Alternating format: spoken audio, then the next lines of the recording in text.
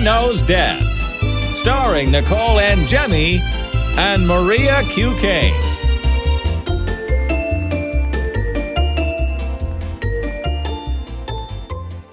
Hi everyone, welcome to Mother Knows Death. We just got back from our weekend at CrimeCon and we can't wait to tell you about it. Guys, it was truly such an incredible experience. I mean, we felt really overwhelmed going into the whole thing. We had no idea what it was going to be like at all.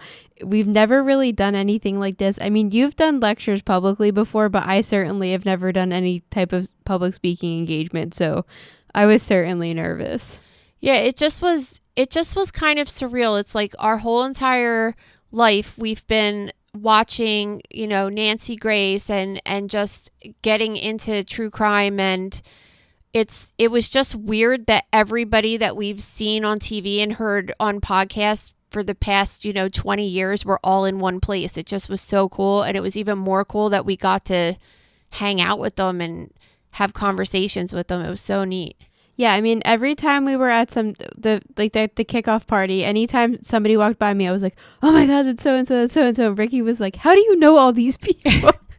So I'm like, dude, I have literally been watching these shows since a very inappropriately young age, watching Forensic Files, HLN, To Catch a Predator used to be seriously my favorite show. Remember they would do marathons and we would watch it like all night long. Yeah, exactly. It was so cool. And so we were sitting in the speaker room getting ready to do our podcast live. That was kind of our first event that we were doing. And then we heard the voice of an angel. Yes, we hear Nancy Grace, and you just turn around and you're like, oh my God, she's in this room with us. And I just, of course, geeked out so bad. I didn't even go up to her and ask her if I could take a picture with her or anything, because I was like, this is so weird right now. Yeah. So after our session, we knew she would be coming back in the speaker area. So we just were kind of like, can we just talk to her for 30 seconds? We won't keep her long or anything. And they let us kind of go in this back room and see her for a second. And she was truly such a sweetheart and an angel. She couldn't believe we were mother and daughter. Yeah. And in her true voice, she was just like, you are her mom. It was so great. And she just kept saying, she said it like 3 times. It was great. But I was surprised, honestly. She's like a little peanut. I didn't realize. I just wanted to pick her up and hug her. She's so cute. Yeah, she is way shorter than I ever thought, because she definitely has big energy, Yeah. I just assumed she would be really tall, but she was absolutely so cool. It was such a full circle moment. I felt for us that I got really emotional about it, because I'm like, think of us, this teen mom and daughter, watching her every night on TV for all these years, and now we finally get to meet her in this professional setting. So that was really cool. But we also met other awesome people as well. So we had done that interview with Cheryl McCullum, and we finally met her in person. She was the coolest ever. Her husband and my husband talked about football forever. And barbecue. And barbecue. So we're going to have to team them up at some point to do a smoking competition. I love them. They're just such just decent people. You know what I mean? Yeah. Then later that night, we talked to Laura Ingle for a little bit. She was such so a sweetheart. Cool. Oh my God. I could have talked to her forever about Koberger, and we were talking about the Menendez case, and I hope she comes on the show soon, because we have a lot. And then later that night, we took a picture with Chris Hansen. We didn't really get to talk to him that much because he was, being swarmed by people at all times. I had a total fangirl moment over Detective Paul Holes, because I love the Golden State Killer case so much. And then we met Joseph Scott Morgan, who was also one of the coolest people in the world. Yeah, he's so my boy now. He's so cool, and we hit it off right away, because we were both kind of geeking out over how much we love natural pathology. So I was like, oh my God, I'd love to hear that. And it was just great. Yeah, it was definitely really cool. And then later on in the convention, we met his family. His wife, Kim, was truly, oh God, I love her. She incredible. Was so cool. Their son was so nice. He was so sweet too. He was so cute. It was definitely cool to meet everybody and their families. Just really everybody couldn't have been nicer. Also at the kickoff party, we met a couple of you guys. So that was really fun for us. Just, getting a drink and having some casual conversations. It was kind of weird, because so many people came up to us and they're like, oh, we're members in the gross room. Like, this woman that worked at one of the restaurants in the hotel said she was a member of the gross room. And I was like, that's so cool. And then all these people were like, I listen to your podcast. I love it. And that's cool to us too, because it's so new and we don't really get to talk to as many people that we know listen. So it was just really awesome to hear. When people were coming up and they were like, we love Mother Knows Death. I was like, really? Yeah, it just was like a really, because we're used to this whole like past 10 years people saying, I love your Instagram. So when they say they like other things we're doing too, it's just super awesome to hear. Yeah, so the first night, which was Thursday, was the kickoff party, and that was an awesome opportunity to hang out with everybody. And we were kind of fangirling as much as all of you guys were too over the people we were seeing. Then Friday, we walked around. We saw that your book was in the bookstore, but that sold out that night, so we weren't prepared for that. Yeah, I don't know why. I guess we did talk to them about that. But maybe I forgot or something, because when we got there, I was like, shit, we should have brought like a stack of books. But then we saw them in the bookstore.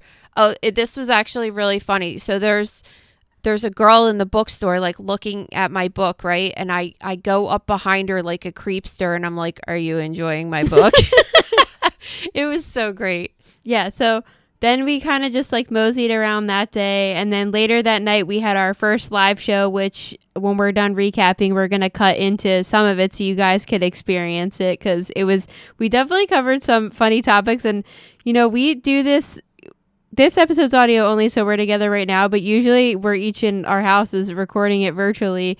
So it was funny to hear people's reactions live to stories, like gasping and laughing and stuff. Yeah, that was interesting, because you're like, oh, is this what people are doing when they're listening to this in their car or something? So it was cool. Yeah, because we're just having a conversation, and we're laughing and having fun sometimes, but it was cool to see in person. So I thought the live show went pretty good. I was definitely extremely nervous going in, but then once we were up there, I felt pretty comfortable, and it was really awesome, everybody that attended that session.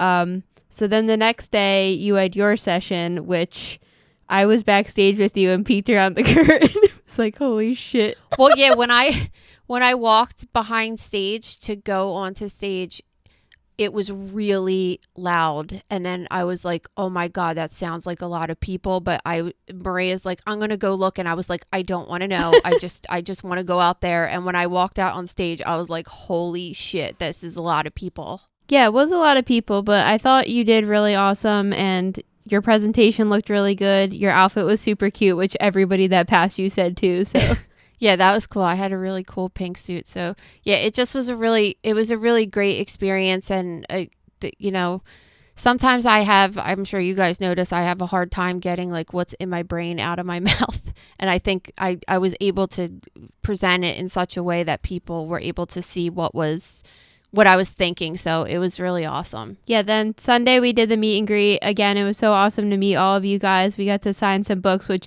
we were a little underprepared. We should have brought some book plates and like just some other little stuff. But we were underprepared for the entire thing. But it was really great to just, you know, take photos with you guys and meet you guys. It just was so cool. Again, walking in the room for the meet and greet was very overwhelming. I couldn't believe how many people were there, so that was super fun. No, I couldn't either. I mean, we were there over an hour. It was supposed to be like a hard hour, and we were there for a couple minutes after that too, so it just was kind of nonstop the whole time. But yeah, it was absolutely incredible. I ended up going to a couple sessions. I went to the NXIVM session, and I went to the Alec Baldwin Rust movie set shooting session.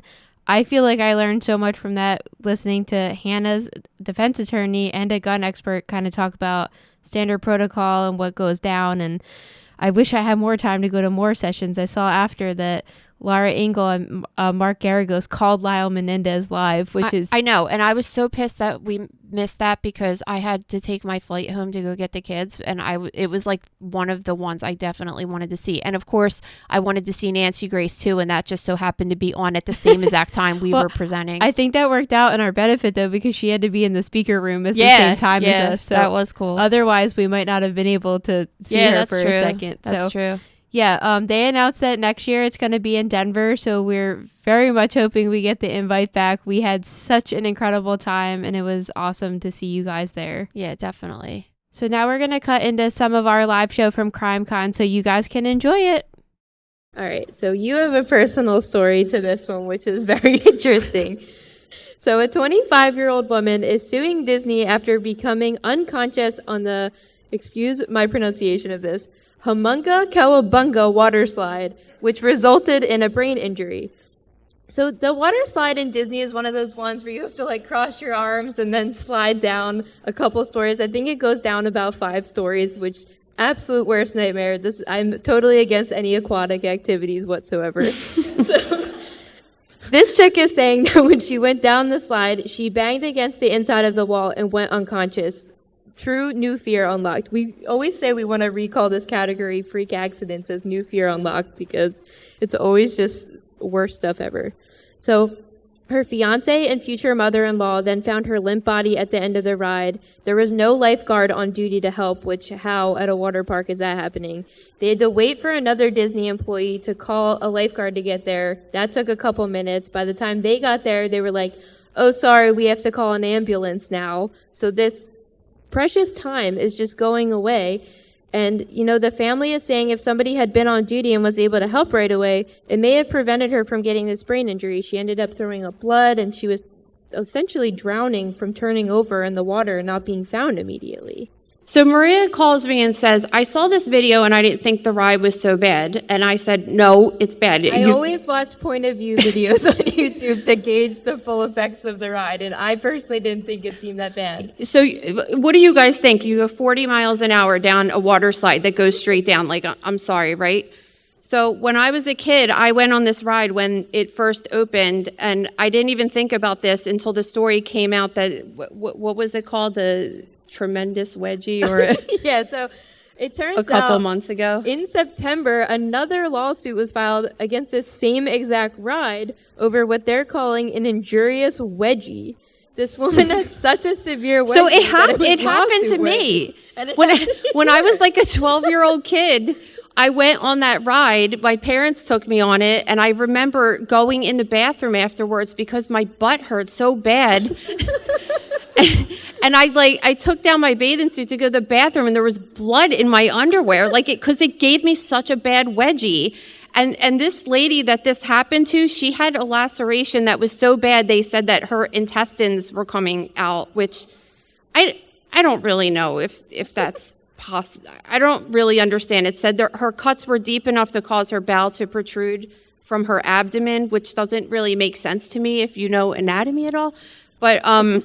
But still, I'm telling you that this happened because I was just wearing like a normal bikini bathing suit bottom, and when I went down 40 miles an hour, it went up my butt crack that tight, right? And how did Mom and Pop-Up respond when you were complaining about this? I don't even know if I told them. I think I was like embarrassed or something. You did. What was I gonna say? Like I'm bleeding from I just didn't say anything. So I don't know, but yeah, now there's 2 lawsuits against this ride in less than a year. It kind of reminded me of, did anybody see that Class Action Park documentary? So Action Park was in New Jersey, and it was like basically this guy would draw a ride on a napkin, and then another unqualified guy would make the ride come to life, and then no engineering or testing or anything, so people were getting hurt left and right, and it's just kind of nuts to think about. My husband actually went there when he was a little kid. That's probably what's wrong with him. But yeah, so that kind of reminded me of that because all these incidents keep happening there. All right, do you want to get started with violent crime? Yeah, so unfortunately these stories keep popping up for us, which I really hate. So this guy and a girl met on an online dating app. They went out for a few months and ended up breaking up. So after breaking up, the girl said that she was pregnant, and it seemed like they reconciled, and he wanted to be somewhat involved in this pregnancy. So looking out for her under the guise that he cared, he was giving her these, quote, vitamins and iron pills to help out with, problems she was having, some nausea and other things she was experiencing with the pregnancy. And then she started getting really sick, which is, something we see often in the violent crime section, which sucks. And, a couple weeks go by, she's getting sicker and sicker, and then eventually she has a miscarriage, and he's asking, oh, please send me a picture, I just want to see what happened and everything. And it turns out that he was giving her abortion pills to terminate the pregnancy. So it's absolutely scary. And now that they started looking into this case, she was saying that he would give her these pills and check her mouth and make sure she was swallowing them, almost like a prisoner, you know. And then he wanted the pictures. And she didn't think nothing was weird about that? I know.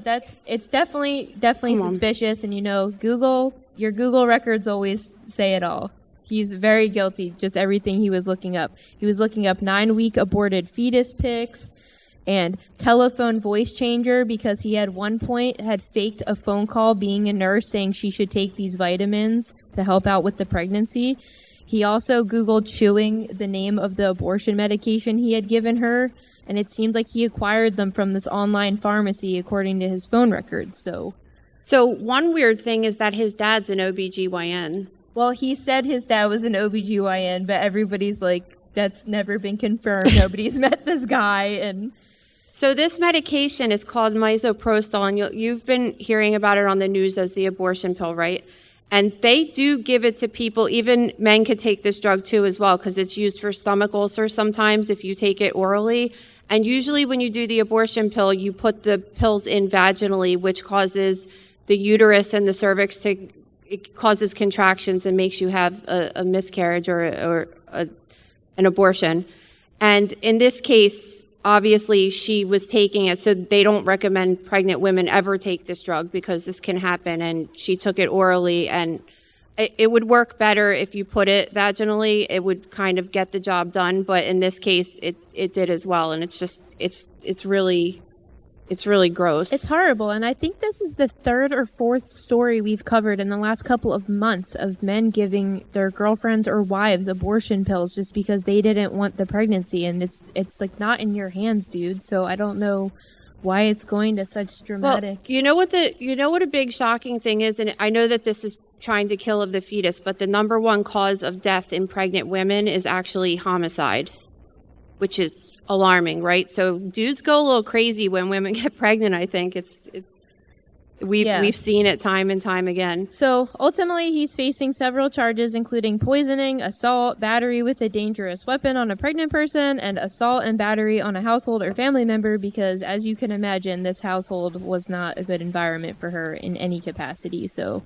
we hate reporting on stories like this because it's disgusting that somebody the violent crime like that. section is always just complete asshole people and just scumbags. No, and we do a category called, well, not every week, but we try to call it asshole of the week, like who was the worst person we've covered this week, which, believe me, sometimes there's 5 people competing for the spot on a given episode. It is, exactly. No, and then this next one is upsetting as a parent. So a 1-year-old child was at daycare when his mother got a call that he was very sick. So when she picked him up, she claimed that he had a bunch of bruises and abrasions on his body. She then took the child to the hospital, and during testing, he tested positive for cocaine. So she had no idea what happened there. She has no idea where the bruises and abrasions come from. So they start investigating the daycare, and they found cocaine in possession of one of the daycare workers. How did it get into the child's Exactly. system? There's all this unclear, evidence about how it got from the guy's bag into the mouth of the child or near the child at all. And they're like, okay, we've removed the employee from the daycare, but what is that really going to do? We need some more information. Was he being careless and the baby ended up touching it, or was he doing it intentionally? It's just horrible. Yeah, I don't know. But when an infant's exposed to cocaine, that's when the brain is developing and the neurons are building and they're learning things, and they could have lifelong complications due to cocaine exposure. And not to mention there's the acute effects that could happen with cocaine, and having a little infant take a stimulant like that. They could have a cardiac arrhythmia, their heart could stop beating, and they could die from that. So at least nothing like that seemed to have happened right away, but I'd want answers, right? Yeah, totally. And another thing we see a lot is just there's weird charges in this case. Like, he originally had been arrested on drug charges and child neglect, but then the child neglect charges had been dropped. So, like, why did that happen? I just feel like somebody has to have responsibility for what happened to the child at the end of the day. But Yeah, the Daycare, which is a big chain of daycares, issued an apology to the family and pledged to cover some of the out-of-pocket expenses. So nice of them. It's Kinder Care. I don't know if you guys have ever seen it, but it's a chain that's all over the place. So yeah, but now they're planning this doesn't look good. They better throw them some money in. No, it certainly doesn't.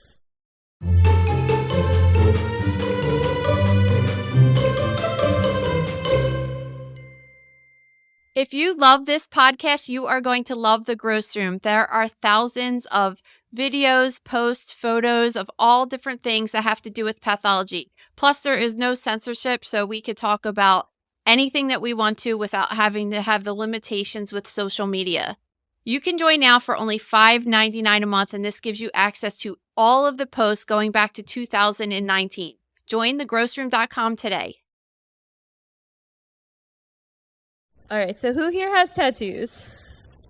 A lot of This you. is why I put this story on here, because when I was walking around here this morning, I'm like, okay, everyone here has tattoos, so this is going to be relevant. You're gonna be bummed out. You made a horrible decision. And clearly we did too. So. A new study has revealed there is a possible link between tattoo ink and lymphoma. So when you get tattooed, yeah, this is terrible because lymphoma is cancer, right? So you're like, great, I have an increased risk of cancer now. Awesome. So when you get tattooed, even though you see them on your skin, a majority of the ink is actually taken from your immune system because it goes to clean. Whenever you have dirt go in your body or anything that your body recognizes as foreign, your immune system kicks in to kind of grab that and pull it away to clean it out of your body. So even though you see the tattoo ink in your skin, a lot of it is getting pulled into your lymph nodes. And this is actually a crazy story, but once I was doing a lymph node in the surgical dissection lab and it was black, and one of the pathologists came up to me and he was like, Nicole, come look at this lymph node under the microscope. And I looked at it and there was all this black pigment under the microscope. And he's like, do you know what this is? And I said, I don't know. What it looks like it might be melanoma or something, because sometimes melanoma could have black pigment in a lymph node as well. And he said he called up the surgeon because this was during a surgery. The patient was still under anesthesia. And he said, I have a question. Does this patient have a lot of tattoos? And the surgeon's like, yeah, why? And he's like, oh, because I could see the tattoo pigment in her lymph nodes. So yeah, that happens. And I guess the concern is that pigment that's going into the lymph nodes, is it because of the tattoo ink and what the tattoo ink is compromised of? Because the FDA doesn't really control it that well. They don't really have regulations for the tattoo ink, which could be made up of all sorts of crazy things that are basically being stored in our lymph nodes and having access to our cells, which could cause lymphoma, which is super scary. Yeah, so they found that there's a 21% higher chance of developing lymphoma in people with tattoos, and this was a study done in Sweden. So awesome. Awesome. Which I knew like 10 years ago, but yeah. Yeah, and I've been vocal about that on my Instagram, that I've had problems with my tattoos with sun exposure and having allergies with the ink and everything. So it's kind of like a low-grade medical procedure to get a tattoo, and people don't realize that, but you're creating an abrasion and you're putting foreign material into your body, and you could always have some kind of reaction. So just your beat if you have them. There's no going back now. Yeah, sorry for this bad news today, but all right, let's get into this next one. Oh, this is my favorite story. Men are now getting a penile girth enhancement, aka aka penis filler, to increase their girth. So exactly. That's what they were saying. Like, hey, women are allowed to get their boobs done and stuff. Like, why can't we do this? Yeah. So you hear of women getting fillers in their face, right? You hear they're getting all of this stuff, or you could see it in a lot of women for sure. But it's because of it's a chemical called hyaluronic acid, and it's a naturally occurring chemical in the body. So it could be used medically. It could be used for joints, for arthritis. It could be used for eye drops and all sorts of different things. But also it's injected to women get it in their, well, men do too, I guess, in their face to fill up their face when they lose volume from aging. And they decided that, and that's what it is FDA approved for. But now, penis. Not for the penis. But someone was a guinea pig and said like, "Hey, let me inject this in your penis and see if it works," and it did. And guess what?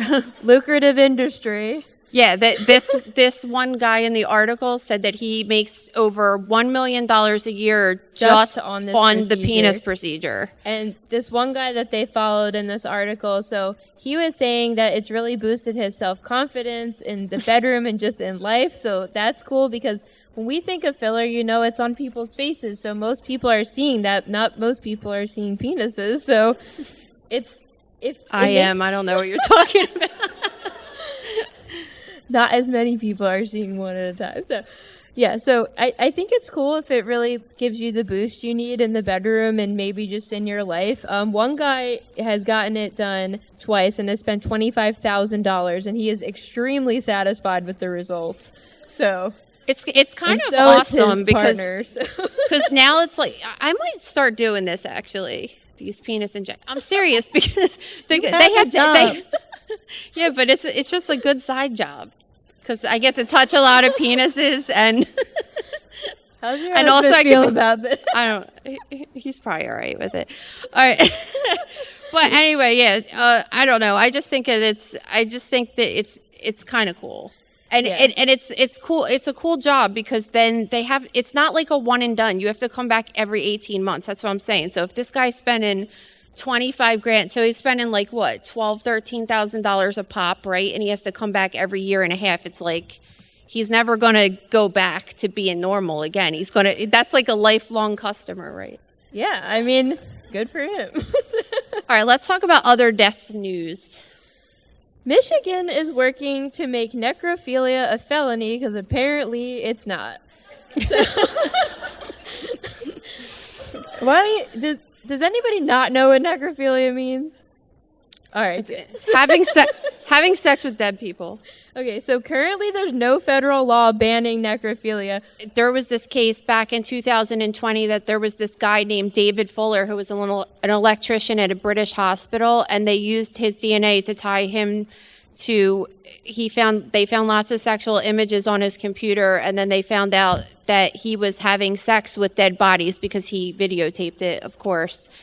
In the morgue of the two hospitals that he worked at, and they found that he had sex with over 100 corpses over 15 years span.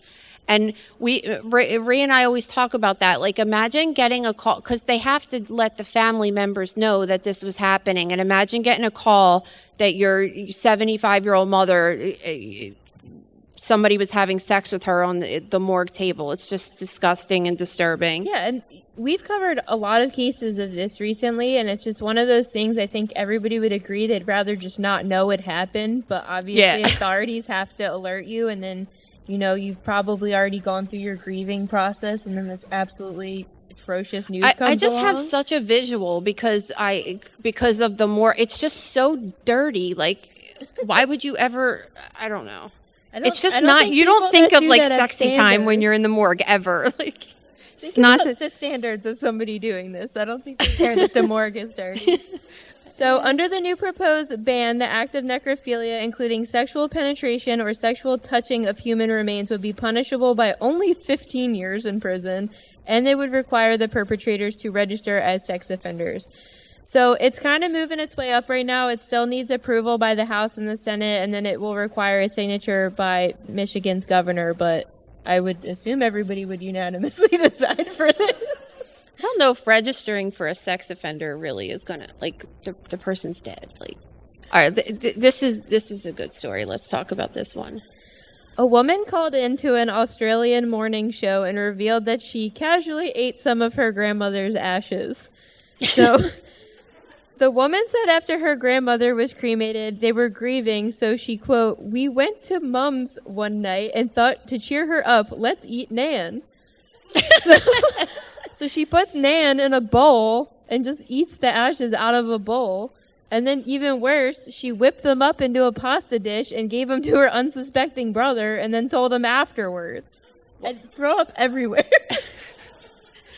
I don't understand this at all. But I mean, when you're cremated, you get burned at like 2,000 degrees. So it's not biohazard material at all. It's just weird. Gross. And ashes, correct, are not just like sand like they're depicted on movies, right? They're like chunky and Yeah, there's chunks in it for sure. yeah. So imagine just making a nice pasta dish and cooking it into your marinara And you could sauce. chew on it. You know when you eat a hard-boiled egg and like a piece of the shell gets in between your teeth and it gives you that like gross feeling? It's like there could be little chunks of bone in it. I don't like this one. So this is actually not unusual. There was an episode of My Strange Addiction where the woman was eating her husband's yeah, ashes. but she was licking her finger, dipping it in the urn, and like snacking on it. Yeah. Disgusting. But the thing I don't understand about that is when you eat, right? It turns into poop, and then you're just gonna poop out the ashes. Like what kind of like way is that to remember your family member? She said she feels closer to Nan than ever. Nan's in the toilet. I don't understand. All right, this is our last story. A year after the implosion of the submersible visiting the Titanic wreckage, another billionaire has said he plans on taking a new sub to prove that it's safe. I think we cleared up it's not safe to go down there. So, Larry Connor plans to take the same journey in a brand new $20 million two-person submersible. While he hasn't disclosed the exact timing of the expedition, he assures the vessel is designed for repeat voyages to the Titanic site. How bad do we need to go there? I don't know. I think some people are like, I mean, it is like one of the coolest stories ever. I feel like you would join if you had the opportunity, and it scares me. If I didn't have like little kid, like when the kids are older, I would actually. Like when they're over 18 and I don't have to take care of them anymore, I would do something like that. It's really cool. I guess, but the risks going in. I understand. Maria's what we call a rule follower. And her mother is the most opposite of a rule follower, so. You really are. So, I don't know. I feel like last year I wasn't even bothered by the voyage. I was bothered of all the people they inconvenienced having to look for them afterwards. So, I just didn't really think that was right. But, this guy's saying his vessel was conceptualized for over the last decade, and they had waited for the perfect combo of materials. And I believe last time the materials were the biggest issue because they just didn't test them at all, and they were just totally coming up out of thin air with the research related to them. Yeah, I mean, we have the website. It's called thegrossroom.com if anybody's interested. And we do these high-profile death dissections every week and also celebrity death dissections every week where we really break down every single thing that happened in all of these cases. And we found out when we were researching for that there was 6,500 PSI of water around this submersible thing. And I was just so you could have an idea, I was asking my husband, because he's a firefighter, that he was saying that around 200 PSI comes out of a fire hose. And think about how hard, when you look at how fast the water's coming out and how hard it looks, that's 200. And this is 6,500. So just imagine like how hard that is, all that water pushing on that thing. That's why it imploded like that. You'd have to have a really strong material, Yeah, definitely. I mean, I was really invested in that last year when it was happening, so I will 100% be following this guy's journey. I'm curious just the difference in the vessels and the materials, and if they actually do make it first time around, if it is going to make it multiple times. Remember they were charging like $200,000 to go down per person or something? Is it just going to be for him, or are people, going to try to get on there like you? So. All right, so normally we do on the Instagram, we put questions every week. We put a little question box on the Instagram, Mother Knows Death, and we answer questions at the end of every episode. But since you guys are all here, we have actual humans we could talk to. If you guys have any questions for us, we could answer.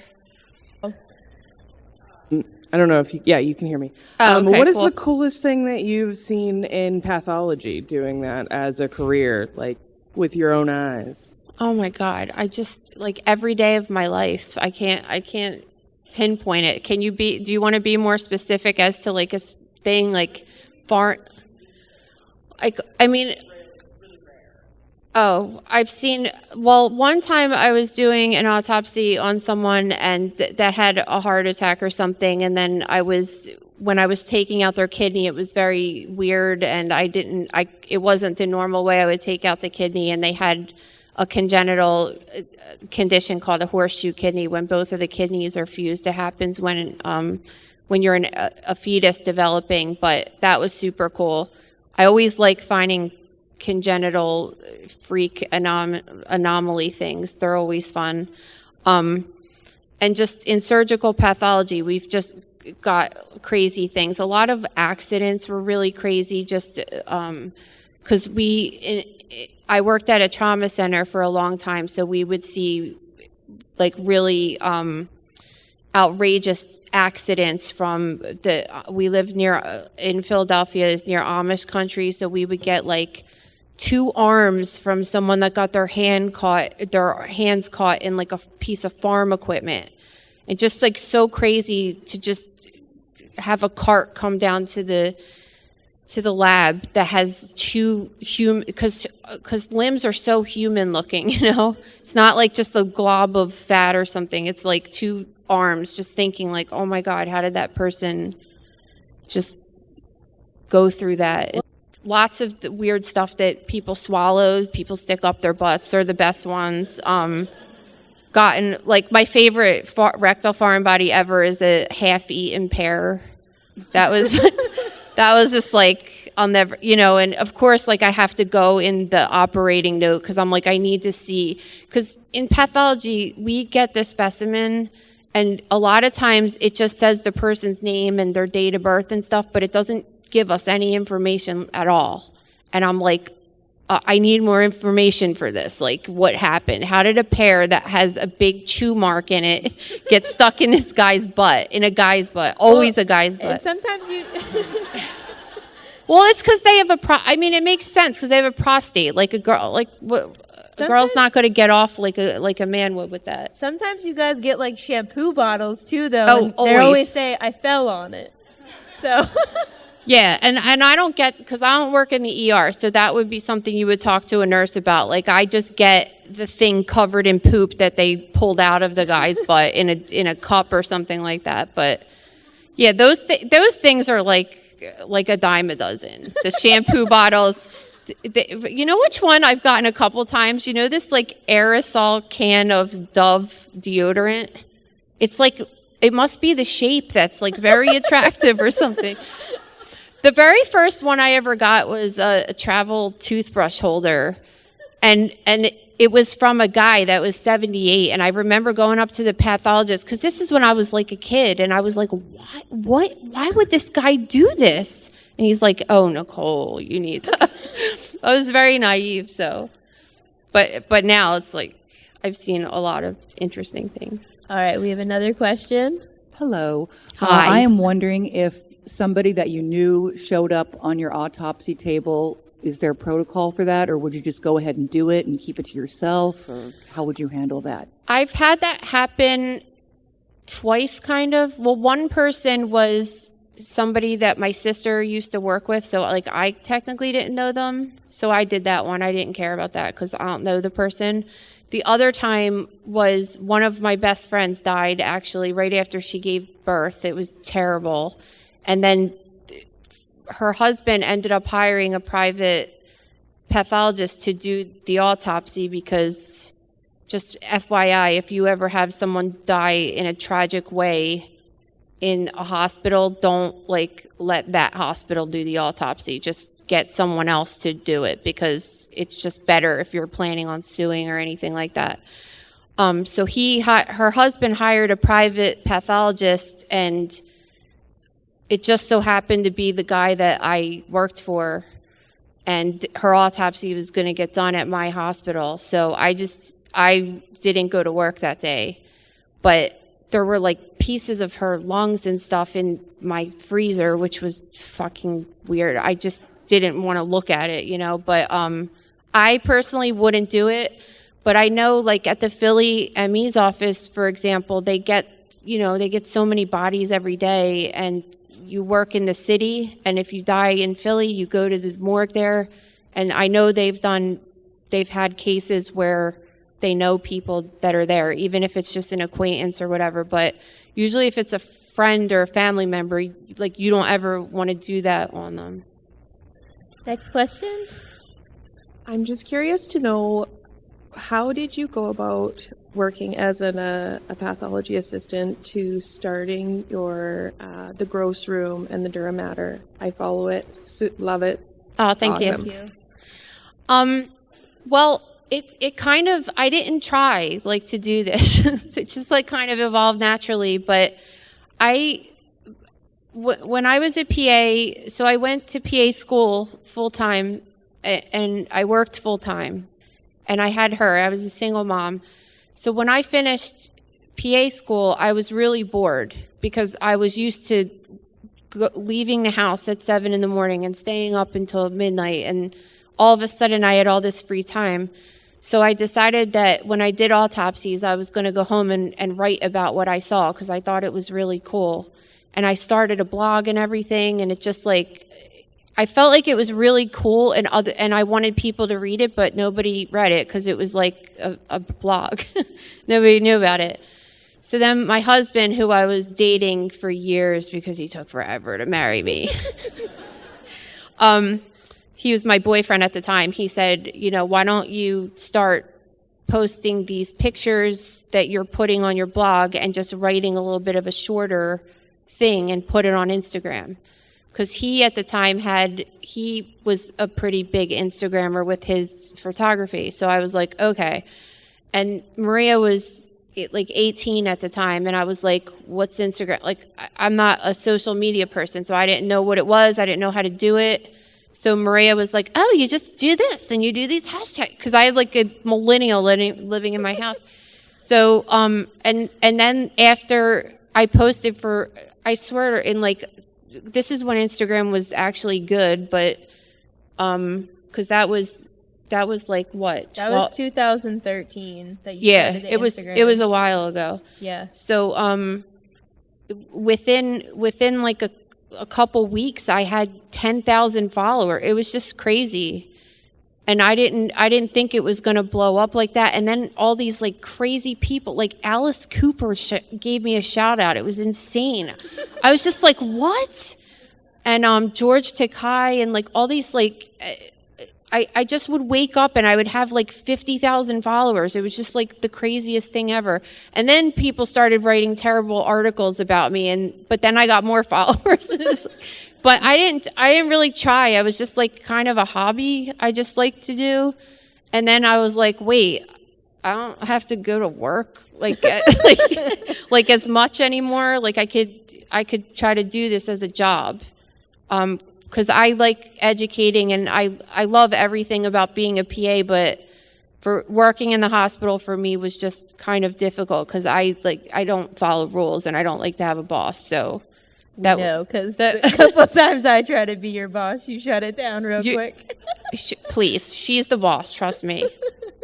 But yeah, so that's how I got into it. I didn't really, like, sit down one day and say, oh, I'm going to do this. It just kind of naturally evolved. Yeah, and then you started the gross room in late 2019. And that was, I started the gross room because Instagram doesn't show my stuff anymore, and they cover everything. I have, like, now they're telling me they don't show my account to anyone that doesn't follow me because every one of my posts, it's kind of funny, actually, if you look through it, they're all labeled as graphic violence, like a uterus. It just, or like simple breast cancer awareness. Everything is, yeah. So I started the gross room so I could kind of pull some people from Instagram and hopefully just teach more. But it's cool because now I don't have any limitations, because with Instagram you couldn't show breast pathology, penis pathology, vaginal pathology, anal pathology. There's all these things. You can't talk about suicide anymore. You can't talk about murder anymore. No, but yeah, the gross room is the most amazing community of people too, because with anything you're trying to do, you could be the most angelic person in the world. Someone's going to hate on you. So it's nice because, you know, everybody's really friendly in there. It's mostly medical professionals. Minimal haters. Minimal haters. So it's mostly medical people, or it's people like me that just want to read about celebrity stuff, but then I scroll through the pictures really fast because I don't want to look at them all the time. But I want to read all about it and know the intimate details. And when Bob Saget had died, everybody was assuming he had been murdered because of how weird the case was, but you kind of proved that it was a pretty common fall. Yeah, but everybody wants to make something that it's not all the time. We just covered Jeffrey Epstein recently too, and that was just going through those case files is crazy, man. Like, there's just so much information, but I think you had a really unique perspective on it, and there's just some cases like that where I think with your medical background, you can look at other similar cases and kind of be like, stop trying to sensationalize this. It's pretty straightforward. Yeah. I mean, I really like reading the autopsy reports and stuff. It's cool. Yeah. And I try not to let the outside noise of what everybody's saying. I just like look at it and I'm like, okay, if I was looking at this, I mean, that's the point of the autopsy report, is so it's a picture for the person who's reading it of like what the pathologist saw. But there could be a lot of interpretation because like just because people are doctors, it doesn't mean they're good. Yeah, and you do really well with that. You know, when you wrote your book 2 years ago and we talked about the Bad Surgeon documentary on Netflix this week, there's a lot of malpractice going on. And with the book she wrote, everybody submitted their own case and told us their story. And we just could not believe the amount of just people going to the doctor and being like, something is wrong with me. And they're like, no, you're fine. You're fine. You're fine. You're fine. And now they've died. And it's horrible. It's really terrible to think about. So I think it's cool that people tell their stories and are really open about it, and you could kind of take a deeper look into it as well. Yeah, it's awesome. Yeah. Well, thank you guys so much. Thanks for being here. This is our very first live show. And last. Please make sure to follow us at Mother Knows Death on Instagram or at Mrs._Angemi. We appreciate everybody coming here today. Thank you so much for everything. Thank you. It was awesome.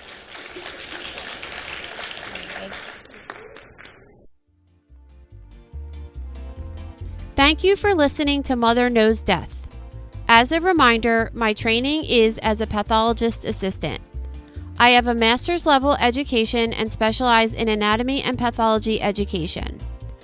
I am not a doctor and I have not diagnosed or treated anyone, dead or alive, without the assistance of a licensed medical doctor. This show, my website, and social media accounts are designed to educate and inform people based on my experience working in pathology so they can make healthier decisions regarding their life and well-being. Always remember that science is changing every day, and the opinions expressed in this episode are based on my knowledge of those subjects at the time of publication. If you are having a medical problem, have a medical question, or are having a medical emergency, please contact your physician or visit an urgent care center, emergency room, or hospital. Please rate, review, and subscribe to Mother Knows Death on Apple, Spotify, YouTube, or anywhere you get podcasts. Thanks.